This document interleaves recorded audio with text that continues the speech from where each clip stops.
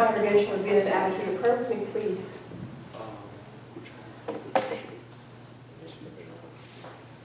Good and gracious God, as we gather in your presence this Resurrection Day, we come knowing the story by heart, but always seeking to know it better.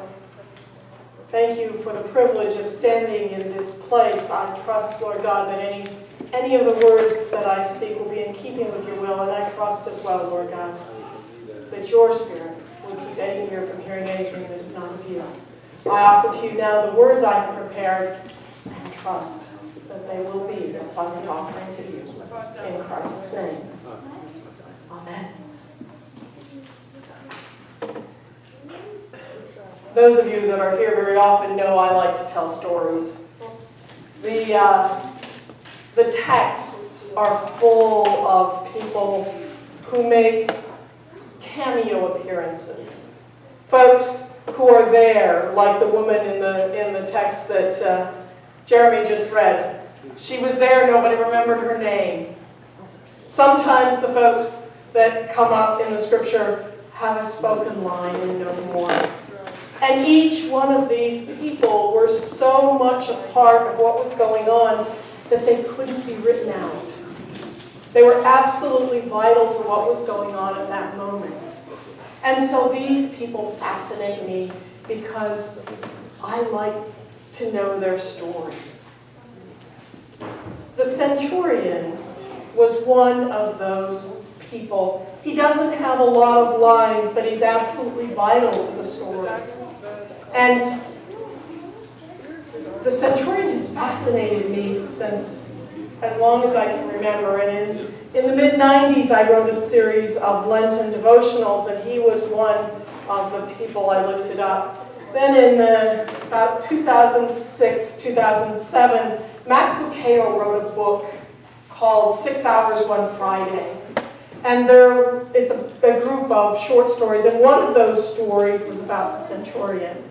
And that has inspired me to look more deeply at who this man was and what he might have seen in the course of the events that culminated with the resurrection.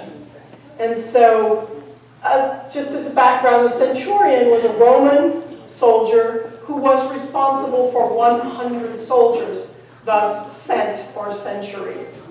And in the story, the centurion here was the one who was responsible for the soldiers who had control of the Praetorium, which was a Roman fortress, and it was built right next to the temple. So they were charged with keeping the peace of Rome in the city of Jerusalem.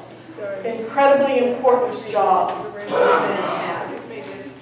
Let us see if we can step back 2,000 years and maybe hear what this man might have had to say.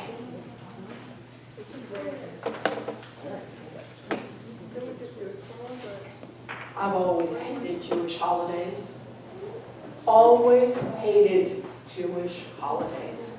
Every time there was a holiday, the city would be filled to overflowing with people from all over the world, and there were bound to be a few crazies in there, and those crazies were always my job. It was pretty certain that this year wasn't going to be any different. Jewish holiday coming up, so what happens? The Sunday before, there's a parade. Some teacher from the provinces makes his entrance into Jerusalem riding on a donkey, and the people go crazy. They're cutting palm branches and strewing them on the streets, taking off their cloaks, watching this man ride through town, proclaiming him king and shouting Jewish slogans. He wasn't my problem.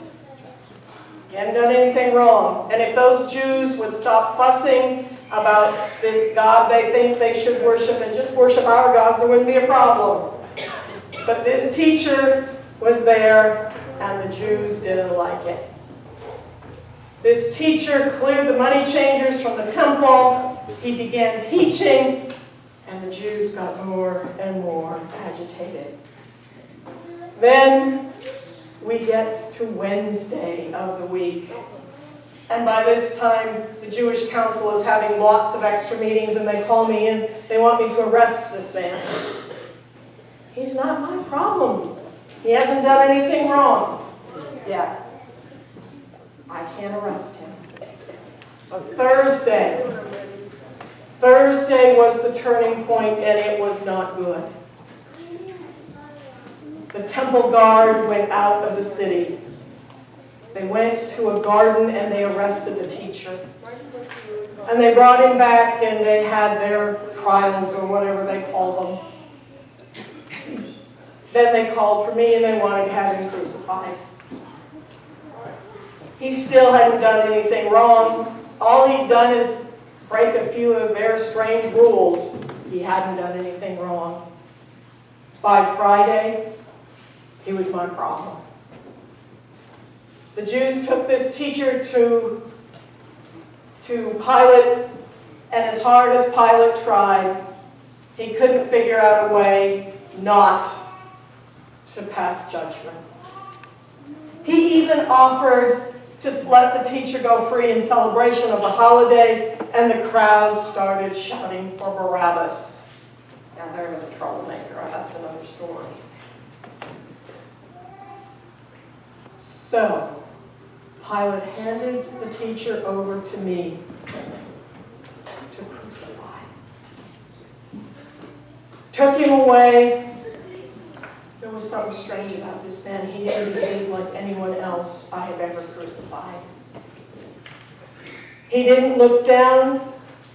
He looked up. He walked straight. Didn't curse anyone. Followed. The soldiers always have some fun with these folks, right? He claimed to be the king of the Jews. They made a crown of thorns for him, gave him a robe. I don't mess with it. As long as they don't kill him, we're fine. Time to take him to be crucified. There are two other thieves going as well. We tie the crossbars to their shoulders and start out. The teacher falls. We can't get him on his feet with the crossbar on his shoulders. He will not stand. So we grabbed somebody from the crowd and he took the crossbar to the hill. And then we lashed the crossbar to the upright and began to nail each of the men to the cross. The thieves were just like everyone else we've ever crucified. But this teacher, instead of cursing and mocking, he forgave us. The soldiers with the hammer stopped, hammer mid-air, and didn't know what to do. I was about to step in, but I didn't have to. The teacher nodded his head and gave them permission to finish. As soon as the crosses were upright, I sent those soldiers back to the city and had them replaced with others. I didn't want anyone standing guard at that cross that had heard those words. People came by to mock the teacher. It's hard to understand such venom for a simple teacher. But they came and they mocked. Even one of the thieves on the cross mocked. I stuck close by because I didn't want anything to go wrong with this crucifixion. And things very quickly settled into a very normal pattern. But then, everything went dark. It wasn't just clouds over the sun. It was as if great black pieces of gauze had filled the sky. And it was black. The guards would have run if I hadn't been there. And in the dark, we could hear those men breathing. It seemed to go on forever. Have you ever tried to breathe when it was dark and heavy. So I stood and I listened and suddenly was startled when this loud voice cried out. It was the teacher. How could anyone so near death make such a sound?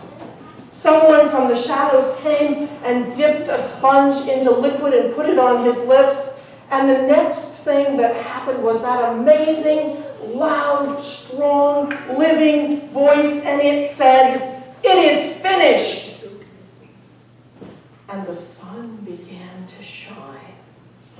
The birds began to sing, and my soldiers tried to run. What had I done?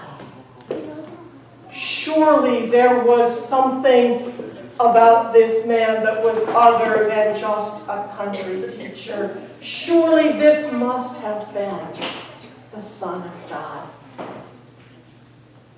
I went back into the city after we placed him in the tomb and sealed it. Went and chewed on my thoughts until I was interrupted by the guards saying there was an earthquake and the stone was moved. And when they looked inside, there was no body. I sent them to tell the governor, and I went to investigate. I hurried as quickly as I could, but women with herbs were there before me. I hid in the bushes to watch what was going on. They were talking to someone I couldn't see. And then they turned around to leave, and there he was. There was the teacher, shining and white, standing there before these women, and they fell on the ground to worship. I was petrified. I should have done the same thing, but I didn't.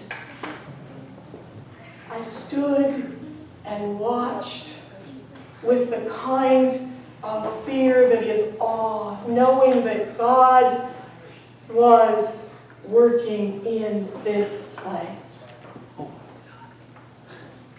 I don't know if any of you know how one goes about asking forgiveness of a God one has crucified.